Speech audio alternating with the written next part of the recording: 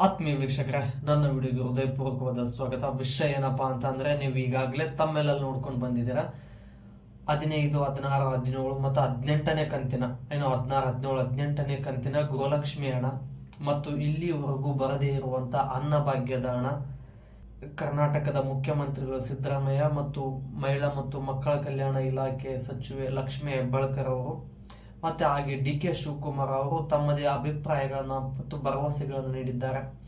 ಲಕ್ಷ್ಮಿ ಹೆಬ್ಬಾಳ್ಕರ್ ಅವರು ಹೇಳಿರುವ ಮಾತಿನ ಪ್ರಕಾರ ಗೃಹಲಕ್ಷ್ಮಿ ಅಮೌಂಟ್ ಮತ್ತು ಅನ್ನಭಾಗ್ಯದ ಅಮೌಂಟ್ ಕೆಲವೇ ದಿನಗಳಲ್ಲಿ ಬಿಡುಗಡೆ ಮಾಡುತ್ತೀವಿ. ಇದು ಮತ್ತು ಬಿಡುಗಡೆ ಮಾಡುವ ವಿಧಾನದಲ್ಲಿ ಸ್ವಲ್ಪ ಬದಲಾವಣೆ ಆಗಿದೆ ಅಂತ ಹೇಳಿದ್ದಾರೆ. ಏನು ಬದಲಾವಣೆ ಆಗಿದೆ ಅಂದ್ರೆ, ಮೊದಲು ಏನು ಹೇಳಿದ್ರು ಅಂದ್ರೆ, ಇವರು ಮಹಿಳಾ ಮತ್ತು ಮಕ್ಕಳ ಸಬಲೀಕರಣ ಇಲಾಖೆಯಿಂದ ನೇರವಾಗಿ ತಾಲೂಕು ಪಂಚಾಯತಿಗಳಿಗೆ ಹಣ ಬಿಡುಗಡೆ ಆಗುತ್ತೆ. ತಾಲೂಕು ಪಂಚಾಯತಿಗಳ ನಂತರ ತಾಲೂಕು ಪಂಚಾಯತಿಗೆ ಬಿಡುಗಡೆ ಆಗಿ ನೇರವಾಗಿ ಗೃಹಲಕ್ಷ್ಮಿ ಫಲಾನುಭವಿಗಳಿಗೆ ಹಣ ಬಿಡುಗಡೆ ಆಗುತ್ತೆ ಅಂತ ಹೇಳಿದ್ರು. ಬಟ್ ಇದರಲ್ಲಿ ಸ್ವಲ್ಪ ಬದಲಾವಣೆ ಆಗಿದೆ. ತಾಲೂಕು ಪಂಚಾಯತಿಗಳಲ್ಲಿ ಮತ್ತು ಗ್ರಾಮ ಮಟ್ಟದಲ್ಲಿ ಏನಾದರೂ ಹಣ ಬಿಡುಗಡೆ ಆಗಿದ್ರೆ ಭ್ರಷ್ಟಾಚಾರ ಅಥವಾ ಹೆಚ್ಚಾಗೋ ಸಾಧ್ಯತೆ ಇರೋದ್ರಿಂದ ಹಣಕಾಸು ಇಲಾಖೆಯಿಂದ ನೇರವಾಗಿ ತಾಲೂಕು ಪಂಚಾಯತಿಗಳಿಗೆ ಬಿಡುಗಡೆ ಆಗುತ್ತೆ. ತಾಲೂಕು ಪಂಚಾಯತಿಗಳಿಂದ ಮಹಿಳಾ ಮತ್ತು ಮಕ್ಕಳ ಸಬಲೀಕರಣ ಇಲಾಖೆಗೆ ಹಣ ವರ್ಗಾವಣೆ ಆಗುತ್ತೆ. ಮಹಿಳಾ ಮತ್ತು ಮಕ್ಕಳ ಸಬಲೀಕರಣ ಇಲಾಖೆಯಿಂದ DBT ಮುಖಾಂತರ ನೇರವಾಗಿ ಫಲಾನುಭವಿಗಳ ಖಾತೆಗೆ ಬರುತ್ತೆ. ಈ ಎಲ್ಲ ಪ್ರೊಸೀಜರ್ಗಳು ಮೊದಲ ಬಾರಿಗೆ ನಾವು ಜಾರಿಗೆ ತರ್ತಾ ಇರೋದ್ರಿಂದ ಕೆಲವೊಂದು ತಾಂತ್ರಿಕ ಸಮಸ್ಯೆಗಳು ಮತ್ತು ಕೆಲವೊಂದು ಗ್ರಾಮ ಮಟ್ಟದಲ್ಲಿ ಹಣಕಾಸು ಇಲಾಖೆಯಿಂದ ಬಿಡುಗಡೆಯಾಗಿರುವಂಥ ತಾಲೂಕು ಪಂಚಾಯತಿಗಳಲ್ಲಿ ಬಿಡುಗಡೆಯಾಗಿದೆ. ತಾಲೂಕು ಪಂಚಾಯತಿಗಳಿಂದ ಮಹಿಳಾ ಮತ್ತು ಮಕ್ಕಳ ಸಬಲೀಕರಣ ಇಲಾಖೆಗೆ ಇನ್ನೂ ದುಡ್ಡು ಬಂದಿಲ್ಲ ಅನ್ನೋ ಕಾರಣಗಳನ್ನು ನೀಡಿದ್ದಾರೆ. ಸಿದ್ದರಾಮಯ್ಯನವರು ಹೇಳೋದಾದ್ರೆ, ಸಿದ್ದರಾಮಯ್ಯನವರು ಅಂದ್ರೆ ಕರ್ನಾಟಕದ ಪ್ರಸ್ತುತ ಮುಖ್ಯಮಂತ್ರಿ ಮತ್ತು ಹಣಕಾಸು ಸಚಿವರಾಗಿರ್ತಕ್ಕಂಥ ಸಿದ್ದರಾಮಯ್ಯನವರು ಏನ್ ಹೇಳ್ತಾ ಇದ್ದಾರೆ ಮಾಧ್ಯಮಗಳ ಮುಂದೆ ಅಂದ್ರೆ, ಗೃಹಲಕ್ಷ್ಮಿ ಅಮೌಂಟನ್ನ ಯಾವುದೇ ಕಾರಣಕ್ಕೂ ಬಂದ್ ಮಾಡಲ್ಲ. ನಾವು ಚುನಾವಣೆಯ ಸಂದರ್ಭದಲ್ಲಿ ನಿಮಗೆ ಗ್ಯಾರಂಟಿಗಳನ್ನ ಜಾರಿಗೆ ತಂದಿದ್ವಿ. ಈ ಗ್ಯಾರಂಟಿಗಳನ್ನ ಪ್ರತಿ ವರ್ಷನೂ ಮುಂದುವರಿಯುತ್ತೆ. ನೀಡುವಂತ ಜವಾಬ್ದಾರಿ ನಮ್ದು. ಅಂದ್ರೆ ಗೃಹಲಕ್ಷ್ಮಿ ಅಮೌಂಟನ್ನ ಯಾವುದೇ ಕಾರಣಕ್ಕೂ ಬಂದ್ ಮಾಡಲ್ಲ ಅನ್ನುವಂಥದ್ದು ಕಾನ್ಫಿಡೆಂಟ್ ಆಗಿ ಹೇಳಿದ್ದಾರೆ. ಆದ್ರೆ ಇವು ಎಲ್ಲವೂ ತೊಂದರೆಗಳಿರೋದ್ರಿಂದ, ತಾಂತ್ರಿಕ ಅಂಶಗಳು ಮತ್ತು ಹಣಕಾಸಿನ ಸಮಸ್ಯೆಗಳು ಇರೋದ್ರಿಂದ ಇದನ್ನ ಇನ್ನೂ ಕೆಲವು ದಿನಗಳ ಮುಂದೂಡಲಾಗುತ್ತೆ ಅಂತ ಹೇಳ್ತಾ ಇದ್ದಾರೆ. ಮತ್ತು ಅದೇ ರೀತಿಯಾಗಿ ಮಾಧ್ಯಮಗಳ ಮುಂದೆ ಡಿ.ಕೆ. ಶಿವಕುಮಾರ್ ಸರ್ ಕೂಡ ಅವರು ಏನ್ ಹೇಳ್ತಿದ್ದಾರೆ ಅಂದ್ರೆ, ಇದು ಇಲ್ಲಿಯ ತನಕ ನಮ್ಮ ಗಮನಕ್ಕೆ ಬಂದಿರಲಿಲ್ಲ, ಈಗ ಗಮನಕ್ಕೆ ಬಂದಿದೆ. ಇನ್ನು ಕೆಲವೇ ದಿನಗಳಲ್ಲಿ ಎಲ್ಲ ಗೃಹಲಕ್ಷ್ಮಿ 3 ಕಂತಿನ ಹಣವನ್ನ ಗೃಹಲಕ್ಷ್ಮಿ ಫಲಾನುಭವಿಗಳಿಗೆ ಹಾಕ್ತಿವಿ ಅಂತ ಹೇಳ್ತಿದ್ದಾರೆ. ಮತ್ತೆ ಅದೇ ರೀತಿಯಾಗಿ ಏನು ನ್ಯೂಸ್ ಚಾನೆಲ್ಗಳು ಏನಿದೆಯಲ್ಲ, 1ಕ್ಕೆ 2 ಮಾಡಿ, 2ಕ್ಕೆ 4 ಮಾಡಿ ಅದನ್ನ ಅಗದು ಇಷ್ಟು ದೊಡ್ಡ ವಿಚಾರಗಳನ್ನು ಮಾಡಿ ಹೇಳ್ತಾ ಇದ್ದಾರೆ. ದುಡ್ಡು ಬರದೇ ಇರುವಂಥದ್ದು ದೊಡ್ಡ ವಿಚಾರ. ಯಾಕಂದ್ರೆ ಎಲೆಕ್ಷನ್ ಸಮಯದಲ್ಲಿ ಗ್ಯಾರಂಟಿಗಳನ್ನ ಕೊಟ್ಟಿದ್ರು, ದುಡ್ಡು ಬಂದಿರಲಿಲ್ಲ. ಬಟ್ ಇವರು ಹೇಳಿರುವಂತ ಮಾತಿನ ಒಳಾರ್ಥಗಳನ್ನು ನೋಡಿದ್ರೆ, ರಾಜ್ಯ ಸರ್ಕಾರದಲ್ಲಿ ಹಣಕಾಸಿನ ತೊಂದರೆ ಉಂಟಾಗಿದೆ. ಇದು ಈ ಫೆಬ್ರವರಿ ತಿಂಗಳ ನಂತರ ಅಥವಾ ಫೆಬ್ರವರಿ ತಿಂಗಳಲ್ಲಿ ಬರುವಂತ ಯಾವುದೇ ಸಾಧ್ಯತೆಗಳು ಕಂಡು ಬರ್ತಿಲ್ಲ. ಯಾಕಂದ್ರೆ ಫೆಬ್ರವರಿ ತಿಂಗಳು ಉಳಿದಿರೋದು ಇನ್ನೂ 1 ವಾರ ಉಳಿದಿರ್ಬೋದು, 8 ದಿನ 10 ದಿನ ಉಳಿದಿರ್ಬೋದು ಅಷ್ಟೇ. ಇಷ್ಟು ದಿನಗಳಲ್ಲಿ ಏನಾದ್ರು ಬರೋದಿತ್ತಂದ್ರೆ ನಿಖರವಾಗಿ ಒಂದು ದಿನಾಂಕವನ್ನು ಹೇಳ್ತಾ ಇದ್ರು.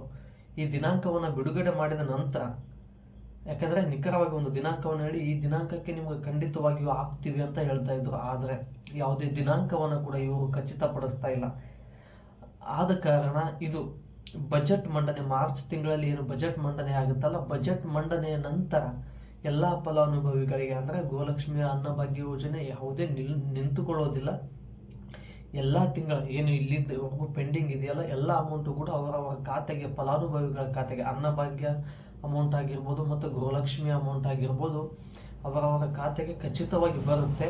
ಆದರೆ ಬಜೆಟ್ ಮಂಡನೆ ಆಗುವವರೆಗೂ ಬರೋದಿಲ್ಲ ಅನ್ನೋದು ನನ್ನ ಅಭಿಪ್ರಾಯ. ಯಾಕಂದ್ರೆ ಇವರು ಫೆಬ್ರವರಿ ತಿಂಗಳಲ್ಲಿ ಬರೋದಿತ್ತಂದ್ರೆ ಒಂದು ದಿನಾಂಕವನ್ನು ಖಚಿತಪಡಿಸಿ ಅದೇ ದಿನಾಂಕಕ್ಕೆ ಎಲ್ಲ ಆಗ್ತಿದ್ರು. ಬಟ್ ಆ ಸಾಹಸವನ್ನ ಅಥವಾ ಆ ನಿರ್ಧಾರವನ್ನ ರಾಜಕೀಯ ನಾಯಕರು ಯಾರೂ ತಗೊಳ್ತಾ ಇಲ್ಲ.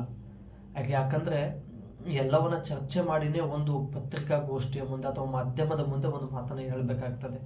ಇದರ ಬಗ್ಗೆ ಯಾವುದೇ ಚರ್ಚೆಗಳಾಗಿಲ್ಲ ಮತ್ತು ಕೆಲವೊಂದು ಒಳ ಹಂತಗಳಲ್ಲಿ ಸಮಸ್ಯೆಗಳಿರೋದ್ರಿಂದ ಮತ್ತು ಹಣಕಾಸಿನ ಸಮಸ್ಯೆಗಳಿರೋದ್ರಿಂದ, ತಾಂತ್ರಿಕ ಸಮಸ್ಯೆಗಳಿರೋದ್ರಿಂದ ಮತ್ತು ಹೊಸ ವಿಧಾನಗಳನ್ನ ಜಾರಿಗೆ ತಂದಿರೋದ್ರಿಂದ ಅದನ್ನ ನಿಯಂತ್ರಣ ಮತ್ತು ಅದನ್ನು ಯಾವ ರೀತಿ ಮ್ಯಾನೇಜ್ಮೆಂಟ್ ಮಾಡಬೇಕು ಅನ್ನೋದು ಕೆಲವೊಂದು ಅಡೆತಡೆಗಳು ಇರೋದ್ರಿಂದ ನಿಖರವಾಗಿ ಒಂದು ದಿನಾಂಕವನ್ನು ತಿಳಿಸ್ತಾ ಇಲ್ಲ ಅಂದರೆ ನೀವು ಅರ್ಥ ಮಾಡ್ಕೊಳ್ಳಿ, ಫೆಬ್ರವರಿ ತಿಂಗಳಲ್ಲಿ ಬರೋದು ಯಾವುದೇ ಸಾಧ್ಯತೆ ಇಲ್ಲ. ಯಾಕಂದರೆ ಫೆಬ್ರವರಿ ತಿಂಗಳು ಇನ್ನೊಂದು 8 ದಿನ ಉಳಿದಿರ್ಬೋದು. ಇದರಲ್ಲಿ ಏನಾದರೂ ಬರೋದಿತ್ತಂದರೆ ಒಂದು ನಿಖರವಾದ ದಿನಾಂಕವನ್ನು ನೀಡಿ ಆ ಫಲಾನುಭವಿಗಳಿಗೆ ಖಂಡಿತವಾಗಿ ರಾಜ್ಯ ಸರ್ಕಾರ ನೇರವಾಗಿ ನೀಡುತ್ತೆ ಅಂತ ಹೇಳ್ತಾ ಇದ್ರು. ಆದರೆ ಈ ರೀತಿ ಇನ್ನೂ ಕೆಲವು ದಿನಗಳಲ್ಲಿ ಬರುತ್ತೆ ಅನ್ನೋ ಭರವಸೆಯನ್ನು ನೀಡ್ತಾ ಇದ್ದಾರೆ ಹೊರತು ಖಚಿತವಾಗಿ ಯಾವುದೇ ದಿನಾಂಕವನ್ನು ಯಾವುದೇ ರಾಜಕೀಯ ನಾಯಕರಾಗಿರಲಿ, ಲಕ್ಷ್ಮೀ ಮೇಡಮ್ ಹೆಬ್ಬಾಳ್ಕರ್ ಆಗಿರಲಿ, ಶ್ರೀಯುತ ಸಿದ್ದರಾಮಯ್ಯನವರಾಗಿರಲಿ ಮತ್ತು ಡಿ ಕೆ ಶಿವಕುಮಾರ್ ಆಗಿರಲಿ ಯಾವುದೇ ಮಾಹಿತಿಯನ್ನು ಕೊಡ್ತಾ ಇಲ್ಲ. ಆದರೆ ಅವರಲ್ಲಿ ಒಂದು ನಿಲುವು ಇದೆ, ಗೃಹಲಕ್ಷ್ಮಿ ಅಮೌಂಟು, ಅನ್ನಭಾಗ್ಯದ ಅಮೌಂಟು ಯಾವತ್ತೂ ನಿಲ್ಲೋದಿಲ್ಲ, ಬರೋದಕ್ಕೆ ಸ್ವಲ್ಪ ತಡವಾಗುತ್ತೆ ಅಂತಲೇ ಹೇಳ್ತಾ ಇದ್ದಾರೆ. ಮತ್ತು ವಿಡಿಯೋನ ಪೂರ್ತಿಯಾಗಿ ನೋಡಿರ್ತಕ್ಕಂಥ ನನ್ನ ಎಲ್ಲ ಆತ್ಮೀಯರಿಗೆ ಹೃದಯಪೂರ್ವಕವಾದ ಧನ್ಯವಾದಗಳು. ಹೀಗೆ ಗೃಹಲಕ್ಷ್ಮಿ ಬಗ್ಗೆ, ಅನ್ನಭಾಗ್ಯದ ಬಗ್ಗೆ, ಕೇಂದ್ರ ಮತ್ತು ರಾಜ್ಯ ಸರ್ಕಾರದ ಹಲವಾರು ಯೋಜನೆಗಳ ಬಗ್ಗೆ ಮಾಹಿತಿಯನ್ನು ನನ್ನ ಚಾನಲಲ್ಲಿ ನೀಡ್ತಾ ಹೋಗ್ತೀನಿ. ನಾನು ಹೆಚ್ಚಿನ ವಿಡಿಯೋನ ಮಾಡಲಿಕ್ಕೆ ನಿಮ್ಮ ಪ್ರೋತ್ಸಾಹದ ಅವಶ್ಯಕತೆ ಇದೆ. ಈ ಪ್ರೋತ್ಸಾಹವನ್ನು ಗೃಹಲಕ್ಷ್ಮಿ ಫಲಾನುಭವಿಗಳಿಗೆ ಶೇರ್ ಮಾಡೋದರ ಮೂಲಕ ಮತ್ತು ನಿಮಗೆ ವಿಡಿಯೋ ಇಷ್ಟ ಆದರೆ ಲೈಕ್ ಮಾಡಿ, ಕಮೆಂಟ್ ಮಾಡಿ. ಅತಿ ಹೆಚ್ಚಾಗಿ ಹೆಚ್ಚಿನ ಮಾಹಿತಿಯನ್ನು ನೀವು ತಿಳ್ಕೋಬೇಕು ಅಂದರೆ ನನ್ನ ಚಾನಲನ್ನು ಸಬ್ಸ್ಕ್ರೈಬ್ ಮಾಡಿ ಅಂತ ಹೇಳ್ತಾ ವಿಡಿಯೋನ ಪೂರ್ತಿಯಾಗಿ ನೋಡಿರ್ತಕ್ಕಂಥ ನನ್ನ ಎಲ್ಲ ಆತ್ಮೀಯರಿಗೆ ಹೃದಯಪೂರ್ವಕವಾದ ಧನ್ಯವಾದಗಳು ಸ್ನೇಹಿತರೆ.